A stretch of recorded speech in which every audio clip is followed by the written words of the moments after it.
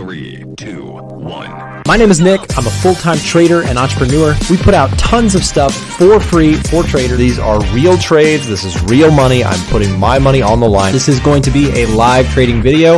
Here, locking in over $1,000 on this trade. Wow, I'd love to get in on this. Technical insights that really look good to me. Here we go. We're live.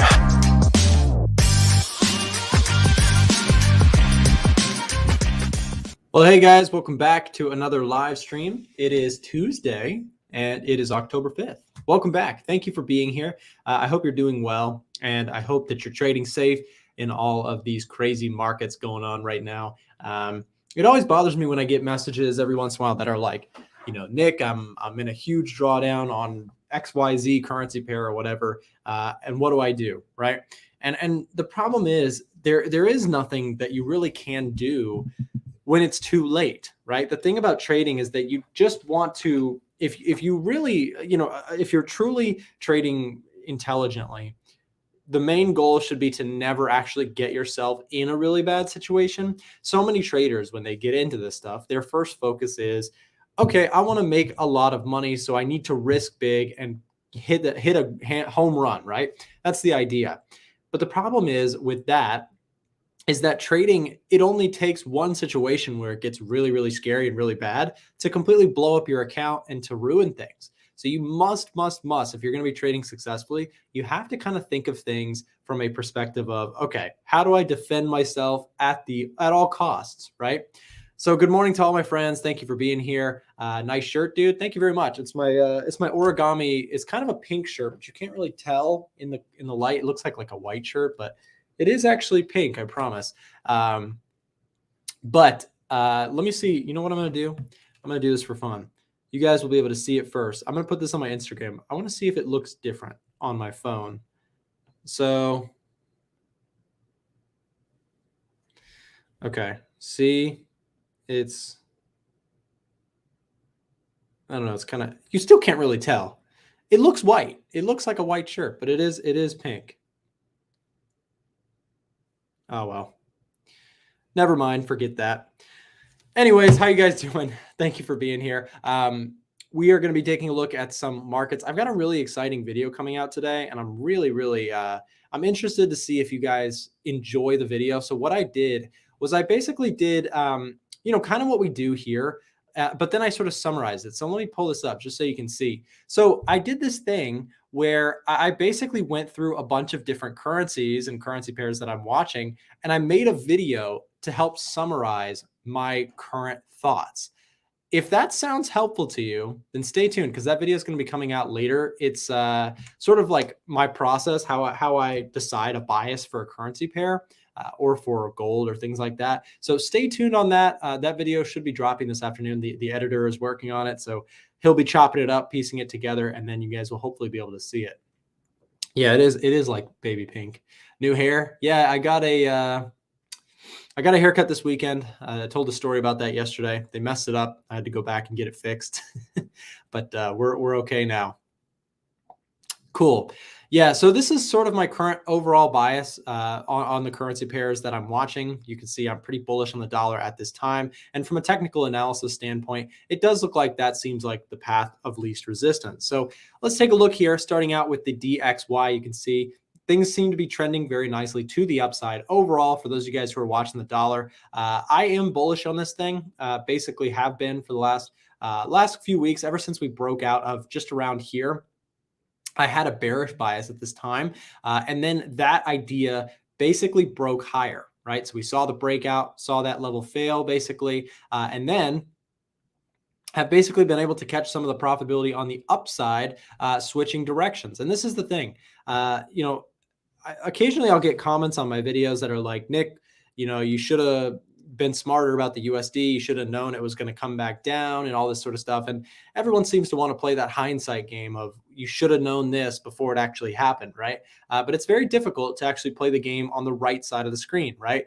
Everything I can tell you with 100% accuracy what happened over here, but it is quite difficult to tell you what's going to happen over here, right? That's the name of the game. If it was easy, then people would be making a tremendous amount of money. That's where the work comes in. That's where the time and the sweat, blood, and tears come into becoming a trader. It's not something that's easy to predict what's going to happen next in the markets. It takes a lot of work. And even with a lot of work, there's no guarantees and certainties about where you think the market's going next.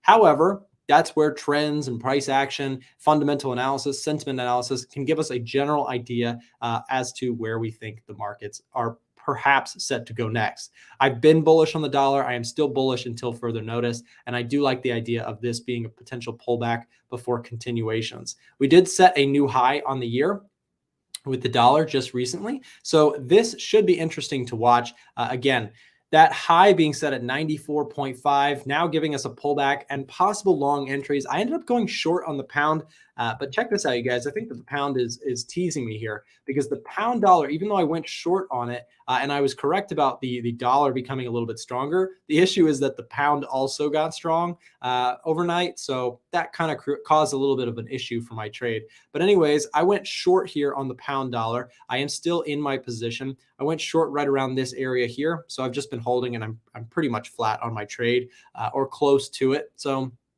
hopefully going to give that some time and see if we can watch that one play out, hopefully to the downside and you know, just going with that trend. But to the downside seems like the path of least resistance for me when looking at the pound dollar. You know, we did make a serious move to the downside, tapped there to a new yearly low, and then have seen a bit of a retracement. But for me, looking at this, I'm sort of biased towards the downside. What did the stock market do? Did the stock market rally? That could cause the pound dollar to possibly move up a bit. And it did seem like we got a little bit of a bounce. So for those of you guys who are watching the equities markets, this recent sell-off is causing a lot of moves in the currency market as well. When you get a big sell-off on the S&P 500, people may not care because they're currency traders, right? But currency traders are definitely impacted by sell-offs in the S&P because there's generally a risk-on, risk-off sentiment change that comes with that. And so we've seen a lot of selling on the stock market right now. And again, seeing a little bit of a bounce here, possible double bottom, but I wouldn't call it that just yet. It does seem like we're seeing a little bit of a bounce. Question is, can the stock market bulls, can they hold those gains? Or is this just going to be a dead cat bounce before we continue lower? Well, if that continues lower, it is probably set to help out my pound dollar position to the short side. And right now, I sent this text to Frank. Let me see if I'll read it to you because I thought it was pretty... I thought it was funny. It was my own joke, but I sent Frank a text. Frank is one of our staff writers here at A1 Trading, and I sent to him. I said, "Frank, is the S&P 500 actually trending to the downside? Because it doesn't seem like it ever does that, right?" So we can go take just to show you what we're looking at. So I was looking at this thing, and I was looking at seeing how well this thing was trending, and for the first time in seems like forever, this thing is actually sort of sell biased, which is really, really weird to see because again, this thing, every single dip has been bought so aggressively on it in the last, several months. So, we haven't really seen a true continued downtrend for a while on this. And that's why I think that, I could be completely wrong about this. And I kind of, for my own stock market holdings, hope that I am wrong about this. But I think that we do seem to have a bit more of a sell side, trend here that could continue a little bit longer. Of course, the last time we really had a trending downside was over here. And you can see,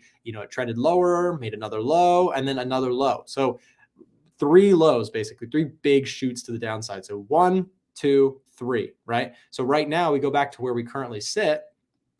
And we could take a look and see how this thing has gone so far. You could say 1, 2.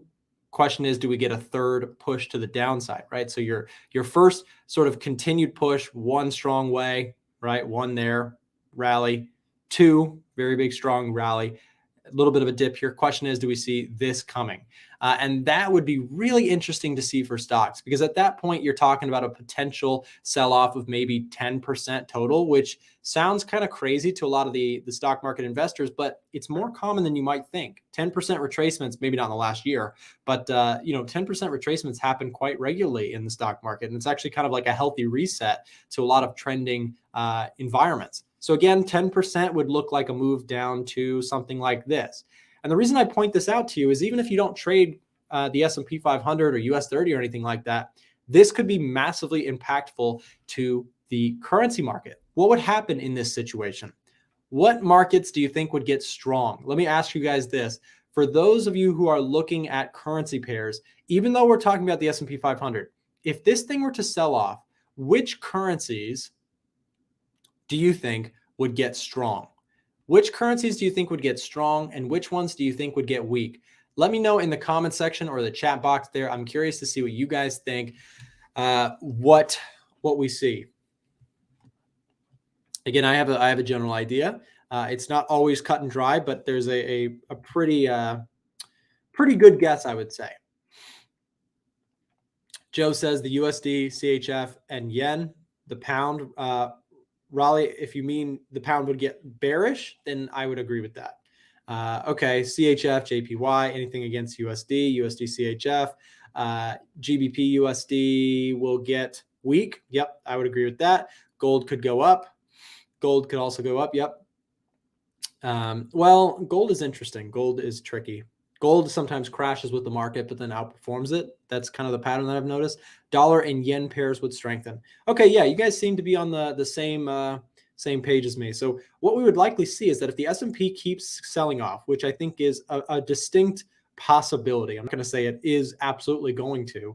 I'm just saying that it looks like it's for the first time showing some signs of actually maybe seeing some sell side.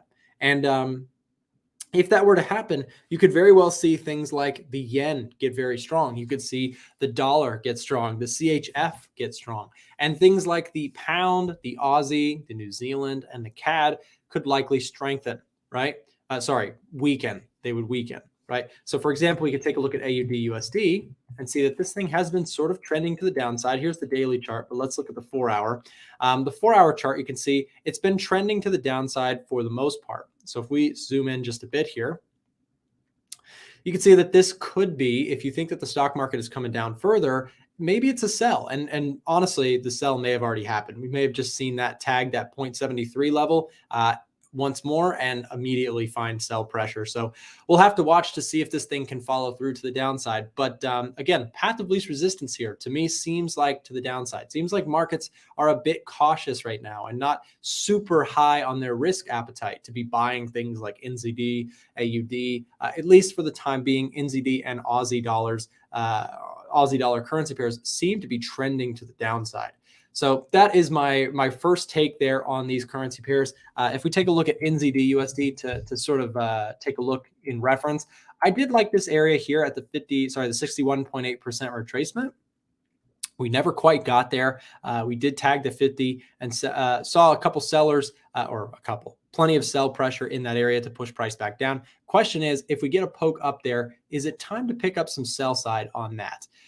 And again, I'm not, I don't really want the stock market to go down because, like I said, I own stocks for the long term. I have plenty of stocks that I'd love to see continue to go higher. But objectively, as a trader, I have to trade what I see, which means that the stock market looks a little bit sketchy right now. Looks like it may be a bit top heavy. You have a serious amount of, pump on that thing in the last, 365 days. It's been an incredibly strong rally for the stock market. And so it very well could be time for some profit taking. I wouldn't short it personally, but I could potentially look for other opportunities that may be favoring those risk on currencies. As you guys know, what I just pulled up in my bias here, I am still bullish on the dollar, right? So I'm overall bullish. I shared this inside of the group today as well. So I'm bullish on the USD, looking for opportunities to possibly go there. But I'm not really super interested in shorting the NZD USD or the Aussie dollar. Both of those I'm pretty neutral on. The fundamental outlook, the reason I'm sort of neutral there is because although there's some concerns, I'm also not really truly like massively risk off either. That's why I'm not incredibly bullish on JPY and CHF, right? If things started crashing for really good reason, maybe there's some justification for super bullish outlooks on yen and CHF for me. But for the most part, I am neutral on those ones. Let's go take a look at some of the other ones. Like Euro USD is one that I am currently pretty bearish on. I'd like to see some opportunities to sell this one. I liked that 61.8% retracement. I talked about that in my Sunday video. It doesn't look like we're getting there though. So I may have to be on the sidelines for that. I do have some trades open inside of the private Discord community that I offer. If you're not already in the Discord and you would like to join it, I'll show you what it looks like here. So with every trade that I take, I share full breakdowns and analysis. Like I said, I shared this morning, my bias for some currency pairs that I'm currently looking at. But inside of the group, you get access to our community chat rooms. You can chat with other traders from around the world. We have traders from Africa, from Asia, from Europe, North America, South America. We have people from all over the world. So if you'd like to join our trading community, there will be a link to this Discord down below in the description. You go to the website, you sign up on the site, and if you punch in the promo code there as a YouTube subscriber here, you will get a nice discount off of the group as well. So just punch in that code that is down below in the description and you'll get access to the community for cheap. But again, every trade that I take, I share in detail. We have Patrick, we have Ryan. These are two of our other analysts inside of the group that you can see what they're up to in their trading and their reasoning why. So again, plenty of value there. I want to encourage you to use that code. It is 25% off this week. We've been doing a little promo there for people who have been wanting to join for cheap. That is your chance to get in for a nice little discount. So again, check it out down below in the description. So Euro USD overall to the downside here, I think is the path of least resistance. We've seen this thing trending lower and lower. So for now, that is what we're looking at. Ivan says that the index will go higher. Do you think, are you talking about the US dollar or are you talking about the S&P? Because I think right now, I'm not really, like I said, I'm not willing to short the stock market. Like that's not something that I pretty much never will do that, right? There's like, just inherently the thing goes up, right? So overall, I'm not really interested in shorting it, but understanding that it is looking bearish keeps me sort of hesitant to jump into a whole bunch of risk on assets and sort of go long with no fear, right? There is a bit of concern like, hey, you know, stock market's been pumped up real high. It's very reasonable to see a pullback and maybe there's a chance to buy it with some confirmation, but for starters, I'm just going to be paused. Oh, the Trader Nick index. Sure. The Trade Nick, what would my ticker be? I think, actually, I know it. My stock ticker would be TNFX. Is this taken? Let's see. It better not be taken because otherwise we'll never be a stock market meme. TNFX. Okay, look at that. See, we're here. TNFX. We made it. Here's the chart, and let's see what it would look like. You guys ready for this?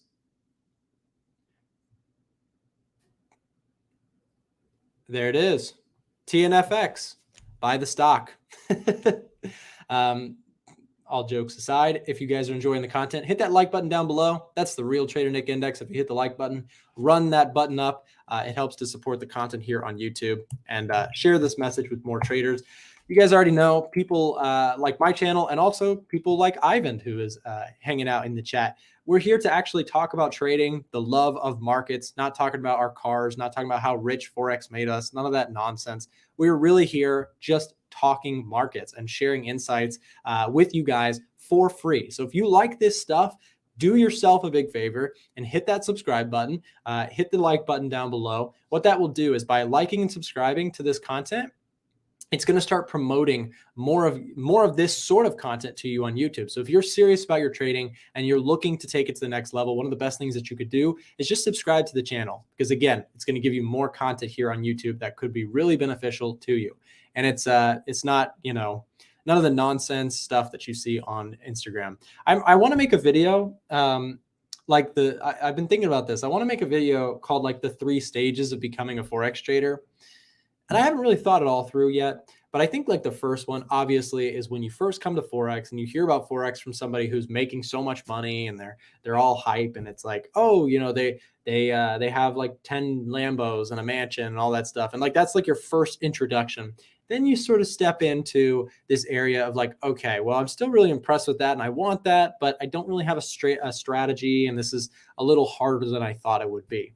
And then the final stage I would say is like, oh, well, it's really hard to make money in trading. It's not easy at all. And all those people who are hyping and flexing stuff, 99% of them don't actually make any money trading. Most of them are just sort of selling a dream, right? So that's where I think the stage 3 is really important.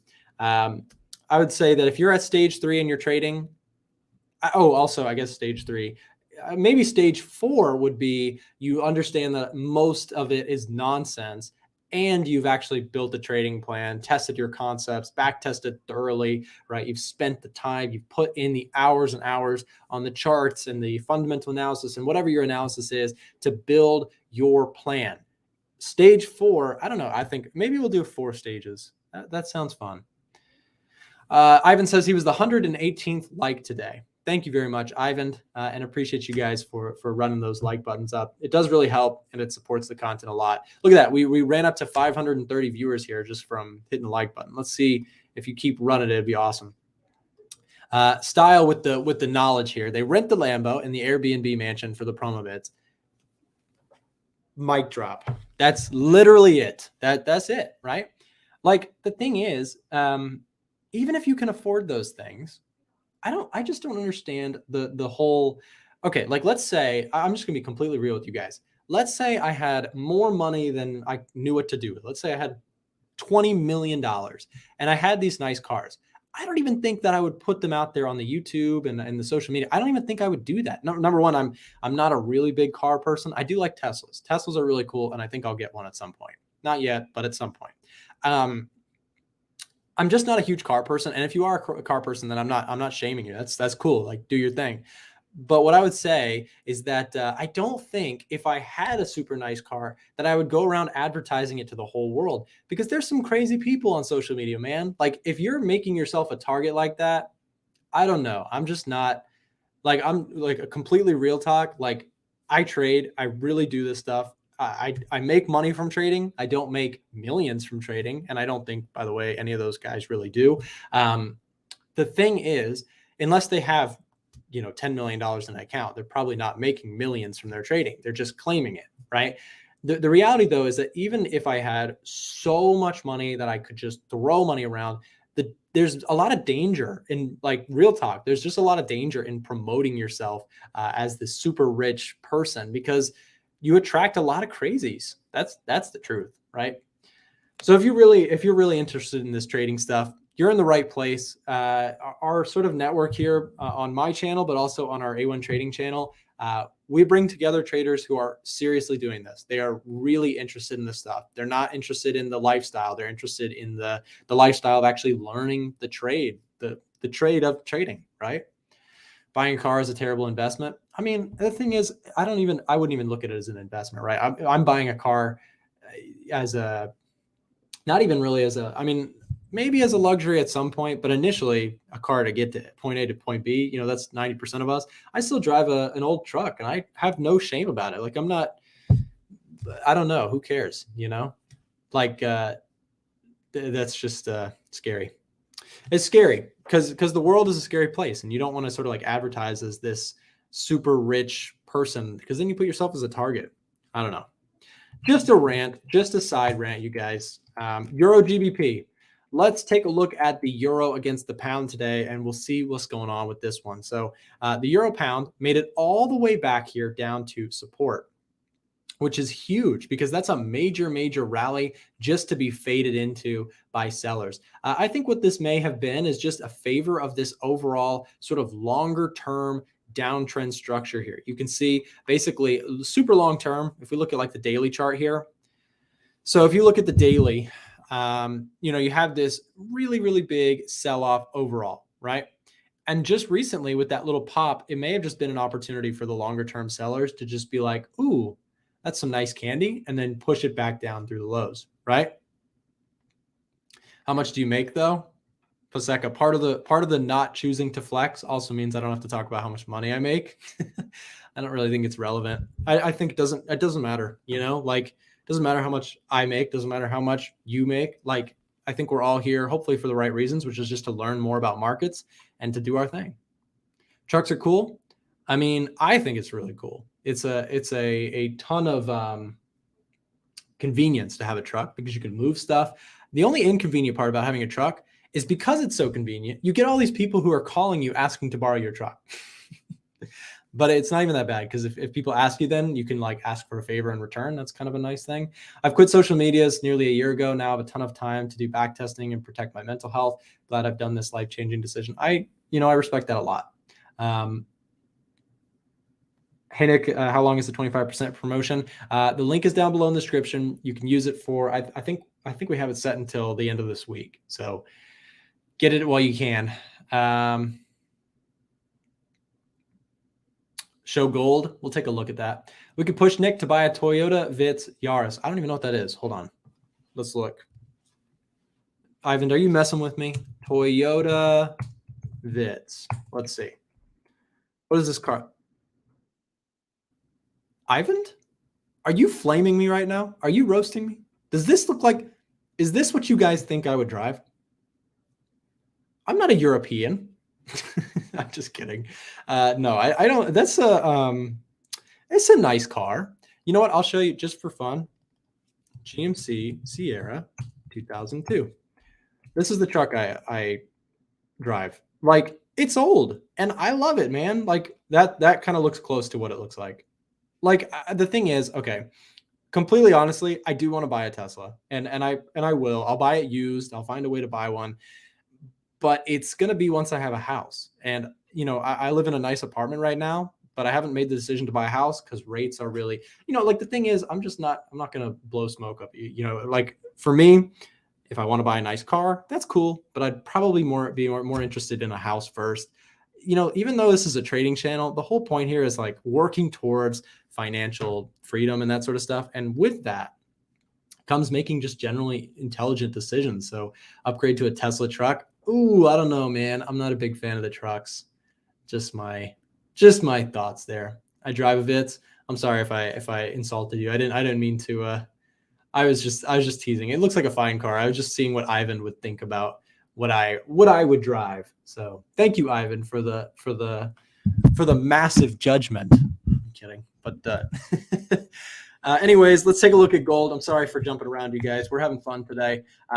There's not a ton of trading setups for me right now. I have my setup already on. I have the trade that I took. I shared it in the Discord yesterday, and I'm kind of just managing a position. But I will say this, for the gold market, it does seem like we had a little bit of a breakout there. So we were able to sort of get above this trend line, find support, and it does seem like buyers are still doing their best to hold the gains there. The question now is, you know, what happens next with the dollar? Because if the dollar comes out really strong, I believe we have news, by the way, in what is that? At 10 a.m. So 10 a.m. That's 30 minutes or so. We have some news that could be market moving for the dollar. So keep an eye on that. But yeah, so I think with the gold market, I've mentioned this, the path of least resistance for me when looking at gold is still to the downside, right? So for example, gold, I still have, you know, the COT data looks pretty bearish. Fundamentally, I'm neutral, price action neutral. So I don't really have like a strong opinion on this, but I would say just slightly bearish due to the COT. Seems like institutional traders have been selling gold quite a bit. Maybe we've found a bottom there down at 1725. But for the most part, gold is just sideways and kind of not the most interesting thing to me. Ivan made a great point one time when I was watching a stream of his. He made the point that, you know, gold makes a majority of its moves in 1, 2, 3 months out of the year.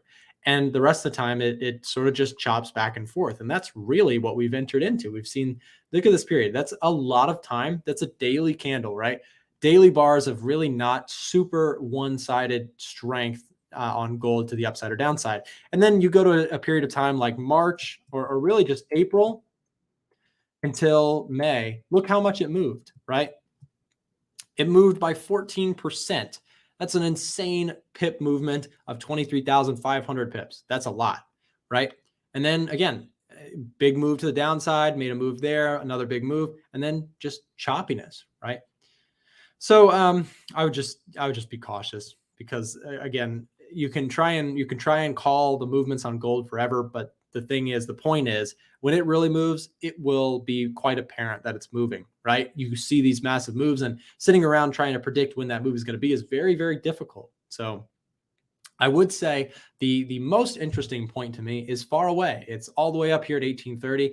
Had this broken out, I think that we could have seen, if inflation concerns were to reemerge, things like that, the Fed was less hawkish, you could see stuff like this, and that could be a breakout that could be meaningful. But for right now, like I said, it's it's not doing much. It's basically just range bound on the higher time frames. So that's my thoughts.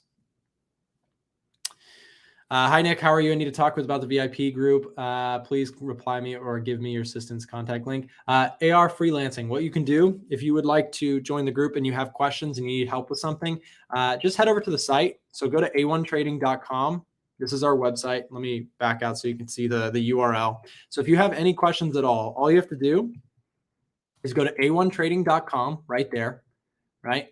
Go over to contact, click that button, and you can send us a message and someone will help you out. It'll be Emily is our support rep. You can contact her on Telegram, Instagram, or you can just send a message through email. Whatever works best for you. That's the best way to contact us if you have questions about something that we offer or you just need help with something.